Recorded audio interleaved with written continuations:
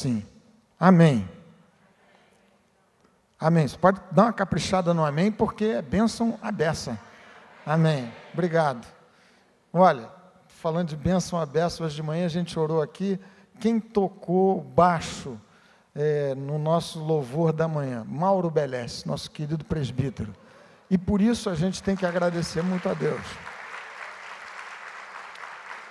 Disposição do Mauro de vir aqui com tanto prazer de vir à igreja nesse processo doloroso, difícil, pelo qual ele está passando de recuperação. Então, muita gratidão a Deus. Privilégio alto que você tem, que eu tenho, de poder vir à igreja numa noite assim. Gente amada, antes que essa minha introdução vire o sermão propriamente dito, eu vou abortar aqui meus comentários introdutórios para sugerir que você, porque o relógio já começou a contar ali, aquele relojão, contando, me dizendo, apressa, apressa, apressa, vamos logo no ponto. Gente, o texto é de Mateus capítulo 9, a partir do verso 9. 5 versos que são maravilhosos. Outra vez, Mateus, nessa capacidade extraordinária que o Espírito Santo lhe concedeu para fazer o registro de passagens maravilhosas do Evangelho, ele resume nesses versos aqui o que, numa passagem completamente autobiográfica, ele fala de uma experiência que o tocou de maneira direta. Ele é o personagem que protagoniza essa história ao lado de Jesus. Nesse texto, nesses poucos versos, a gente tem aqui um concentrado do que significa o Evangelho de Jesus. Por isso, Mateus é um evangelho tão completo, tão maravilhoso, como eu repetidas vezes tenho dito aqui para vocês. Nós vamos ler Mateus capítulo 9, do verso 9 até o verso 13. Vou pedir que você se coloque de pé uma vezinha a mais, por favor. O texto diz assim: sucedeu que, estando ele em casa, sua casa, era a casa de Mateus, chamado de Levi, no Evangelho de Marcos e no Evangelho de Lucas, Lucas capítulo 5. Era Mateus na sua própria casa. Perdão, tem que voltar ao verso 9.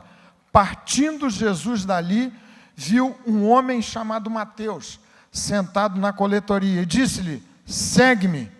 Ele se levantou e o seguiu. Então, e sucedeu que, estando ele em casa, à mesa, Jesus, na casa de Mateus, muitos publicanos e pecadores vieram e tomaram lugares com Jesus e seus discípulos. Ora, vendo isso, os fariseus perguntavam aos discípulos: por que come o vosso mestre com os publicanos e pecadores? Mas Jesus, ouvindo, disse: os sãos não precisam de médico, e sim os doentes. Ide, porém, e aprendei o que significa: misericórdia quero e não holocaustos, pois não vim chamar justos, e sim pecadores ao arrependimento. Palavra inspirada pelo Espírito de Deus. Que o Espírito inspirador dessa infalível palavra também lance luz no seu coração, no meu coração, nas nossas mentes, para compreendermos segundo aquilo que Ele deseja para a nossa vida nessa noite. Amém, meus irmãos? Podem se assentar. Queridos irmãos e irmãs, como eu lhes disse então, esse é um registro autobiográfico. Aqui Mateus fala desse encontro que transtornou a sua vida de maneira espetacular. Mateus, diante de Jesus. Certamente Mateus já conhecia Jesus. O texto diz que Mateus estava sentado na coletoria. E para que você e eu, para que a gente entenda a profundidade e o alcance desse texto, o impacto desse encontro de Jesus com Mateus, é preciso que você saiba qual era exatamente a função, o ofício, a profissão de Mateus. Mateus era um cobrador de impostos. E havia entre esse grupo de cobradores de impostos, chamados de publicanos, vários. Os chefões, provavelmente Mateus era um desses, que tinham do Império Romano dominador da nação de Israel naqueles dias, a autorização, a garantia, a autoridade para cobrarem impostos sobre as transações comerciais, importação, exportação de bens, de produtos que circulassem por determinado entreposto alfandegário, e Cafarnaum era um deles. Esses homens publicanos que pagavam uma taxa fixa ao Império Romano, mediante a qual ganhavam, conquistavam esse direito de estabelecer o tributo a ser cobrado dos comerciantes, dos que transacionavam por aqueles portos. E a questão é o seguinte: essa era uma gente extremamente odiada, eram párias, era gente que, na concepção, especialmente dos escribas e dos fariseus, dos judeus de maneira geral, eram traidores da pátria, porque, afinal de contas, eles cobravam impostos e tinham fama de extorquir, de elevarem ao máximo os impostos que eram cobrados nessas transações comerciais. Eram vistos como roubadores do povo, traidores da sua própria nação, eram prepostos do Império Romano, que punha os seus pés, as suas botas, no pescoço da nação de Israel naqueles dias. Então, esse pessoal, na concepção do judeu, não valia absolutamente nada. Seu conceito era assim, tanto que, se falar de publicanos, pecadores, de meretrizes, era coisa que se falava num fôlego só. Valiam mesmo na concepção de um judeu, especialmente dos religiosos, dos escribas e dos fariseus. Daí o susto, o impacto de um encontro de Jesus com um homem assim. Jesus se encontrando pessoalmente com esse traidor da pátria, que era um rico pobre. Os publicanos, especialmente esses da hierarquia maior, tinham recursos. Você se lembra da conversão de Zaqueu? Zaqueu era um homem rico, um publicano também. E ele diz: Senhor, se em alguma coisa tenho defraudado alguém, eu vou restituir 4 vezes mais. Você tem dúvida de que a conversão de Zaqueu envolveu um arrependimento profundo pelo roubo com que ele tinha exercido a sua função de cobrador de impostos naquele período, naquele tempo? Então, é a esse a quem Jesus se dirige com esse convite maravilhoso. Um homem assim. Se você for ler um pouco antes, Mateus capítulo 5, versículo 46, o próprio Jesus usa o termo publicanos para indicar que eles não tinham um nível de espiritualidade com o qual se deveriam comparar os que fossem discípulos do Senhor. E em muitas outras citações, Mateus, próprio capítulo 11 de Mateus, Mateus 22, publicanos, pecadores, meretrizes. Esse texto, em primeiro lugar, especialmente no verso 9, me fala, ilustra os termos desse convite irrecusável de Jesus proposto naquele dia memorável para o publicano Mateus. Que termos são esses que se aplicam à minha vida e à sua vida? E eu preciso compreender como Jesus me chama, como Jesus chama a você e a mim, a nós, para que eu me entenda dentro do Evangelho de nosso Senhor Jesus Cristo. Pensando assim, a primeira coisa que esse texto traz para o meu coração, para o seu coração, o que salta imediatamente aos nossos olhos, é que essa chamada irresistível parte e é iniciativa completa de Deus. Deus é quem decide buscar você. Deus é quem chama você. Deus é quem convoca você na direção de um novo caminho, o caminho da salvação.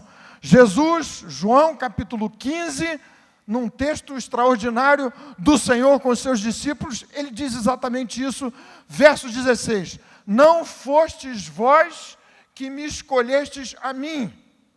Pelo contrário, eu vos escolhi a vós, para que vades e deis muito fruto, e o vosso fruto permaneça.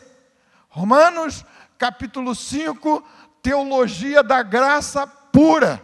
O texto diz assim: dificilmente poderá alguém morrer, ou desejará alguém morrer por um justo. Porque poderá ser que pelo bom alguém se anime a morrer, mas Deus prova o seu próprio amor para conosco pelo fato de ter Cristo morrido por nós, sendo nós ainda pecadores, isto é, de costas para Deus, voltados contra o Senhor, o Criador. Deus me escolheu, Deus me chamou, Deus tomou completa e total iniciativa para me buscar. Viu um homem, o texto diz, chamado Mateus, sentado na coletoria. E o que isso significa para o meu coração, para o seu coração? Algumas coisas que tem que trazer para a sua vida. Em primeiro lugar, uma extraordinária segurança. Se você responder afirmativamente ao convite da graça de Jesus, da graça de Deus manifesta em Cristo, você precisa ter completa segurança. Salvação seguríssima, porque ela procedeu de Deus. Escolha que nasceu no coração do Senhor. Obra que se completou completamente, completa e absolutamente em Jesus. O Evangelho é a narrativa de uma obra que Deus fez por meio de Jesus, a ser aplicada na vida do que responder em arrependimento e em fé ao seu chamado, obra completa. Nada mais a fazer, nada mais a se demandar da sua parte, da minha parte, exceto a mesma pronta e completa resposta de Mateus ao chamado de Jesus. Quebrantada humildade precisa marcar o coração de quem reconhece que, se está no ambiente do reino de Deus, isso se deve exclusivamente a um movimento da graça do Senhor em Cristo. Você foi chamado porque Deus tomou a iniciativa de buscar você. Porque o Filho do Homem, disse Jesus, veio buscar e salvar o que se estava perdido. Isaías, na sua profecia maravilhosa, messiânica, diz o que tenho repetido daqui mais de uma vez. Todos nós andávamos desgarrados como ovelhas, cada um se desviava pelo caminho, mas o Senhor fez cair sobre ele a iniquidade de todos nós. Iniciativa de Deus. Mas o texto avança para sugerir que os termos dessa chamada, ainda no verso 9, incluem o fato de que essa chamada é, sobretudo, uma chamada pessoal para que eu siga pessoalmente a Jesus. Jesus se aproxima daquele execrado, detestado, odiado, pária, e lhe diz: segue-me. Jesus não propõe a priori qualquer tipo de pauta ética, moral, que Mateus deveria cumprir para seguir a Jesus. Não há pré-condições interpostas entre Mateus e Cristo, que o convida. O convite é direto, o convite é objetivíssimo, o convite é simples e singular. Segue-me, segue-me, segue-me. Aqui Mateus aquece prazerosa e prontamente, com todo o seu coração.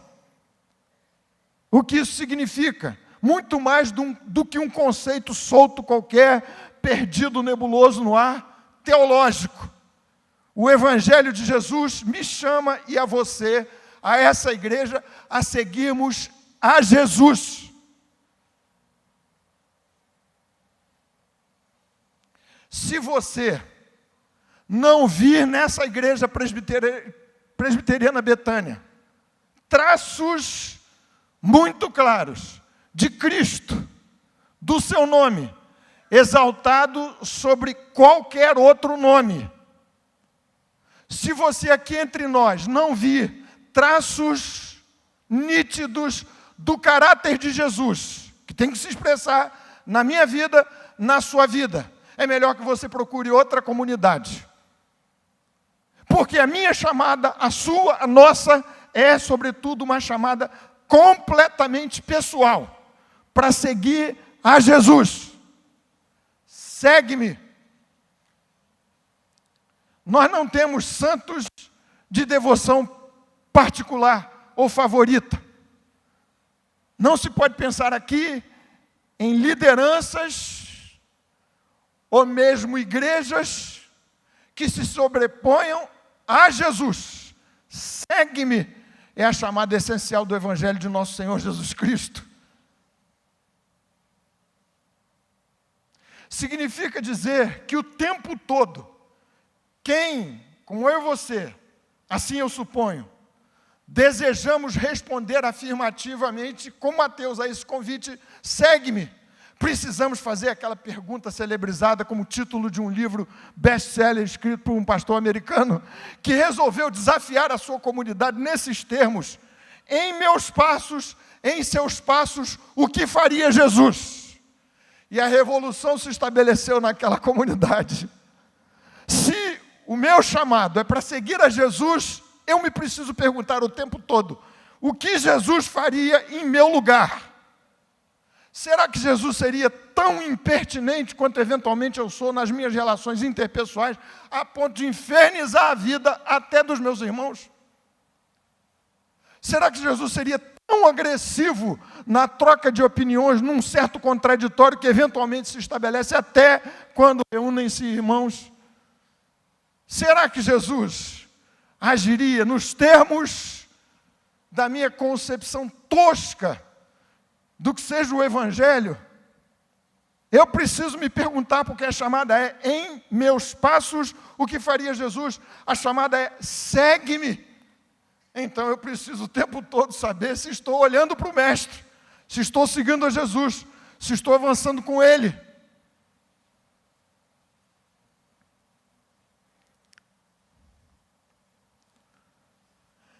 Os termos da chamada são explícitos aqui nesse verso 9 de maneira maravilhosa. Cristo é quem chama, Ele me chama para segui-lo sobre tudo. E a resposta única e esperada pelo Mestre é essa mesma que encheu o coração daquele coletor de impostos, riquíssimo, mas super infeliz. Valeria lembrar que esse era um homem de reputação baixíssima. Provérbios capítulo 2, verso 1, diz uma coisa muito importante e séria, que se aplica completamente à biografia pregressa de Mateus: mais vale o bom nome do que muitas riquezas, e o ser estimado é melhor do que a prata e do que o ouro. Nesse caso, esse era um rico miserável, de um terrível e péssimo nome, que se encontra com Jesus e responde para Jesus como eu e você precisamos responder hoje. Você talvez me diga: não, mas eu já aceitei Jesus como meu Salvador pessoal. Veja se você tem entendido os termos completos dessa extraordinária, super desafiadora, irresistível chamada. Segue-me. Lucas, capítulo 5, talvez por conta do registro ter sido autobiográfico, Mateus tenha sido muito econômico e modesto, e não falou como Lucas, que diz o seguinte: Mateus, Levi, tendo sido chamado, largou tudo. Não existe diante da chamada de Jesus a hipótese de você guardar sob sua custódia a sua vida, os seus sonhos, os seus ideais, os seus projetos pessoais, os seus melhores e maiores amores. Ontem, nessa reunião aqui, tão especial, das mulheres, 4 irmãs deram seu depoimento, como já lhes disse. 3 delas, pelo menos, foram explícitas em diferentes contextos, diferentes biografias, situações, falarem que houve pontos de decisão severos, em que suas vidas foram chamadas a deixarem determinados sonhos, amores, pelo amor maior a Jesus. Largaram tudo para ganharem a coroa da vida. deixaram bens que tenham e que tinham determinado valor nas suas vidas, alto valor, por conta da pérola de maior valor. É assim que Mateus responde. Deixou tudo e seguiu a Jesus. Um evangelho que não proponha uma decisão pronta e radical, no sentido de que você deixe para trás, sob a custódia do Senhor, toda a sua vida, e eu me refiro a toda mesmo, não terá sido o evangelho, ou não terá sido uma verdadeira e esperada resposta pelo Espírito Santo ao toque dele mesmo na sua vida, a Jesus. Tem que haver essa decisão de ruptura. Nem sempre, como aconteceu no caso de Mateus, será necessário você mudar de ofício, de profissão. No caso de Mateus, era impossível conciliarem-se as chamadas. E por isso ele largou tudo, com prejuízo pessoal sério. Aliás, vale dizer que sempre que você aquecer ao convite de Jesus, vem, me segue, você o seguir, haverá perdas e prejuízos mesmo, sempre, impossível. Se não as houver, questione a sua resposta. É uma troca, é você perder para ganhar. Jesus insistiu nessa tese, nessa tecla, você sabe. Se o grão de trigo caindo na terra não morrer, fica ele só. Mas se morrer, esse haverá de produzir muito fruto. Esse texto singular, sintético, biográfico, autobiográfico, maravilhoso, fala dos termos dessa chamada, mas também ele fala do que eu sei que já conhece, vale a pena repetir nessa noite, daqueles a quem a chamada irresistível de Jesus se dirige. A quem Jesus se dirige? Quem são aqueles aos quais ele busca? O que Jesus propõe?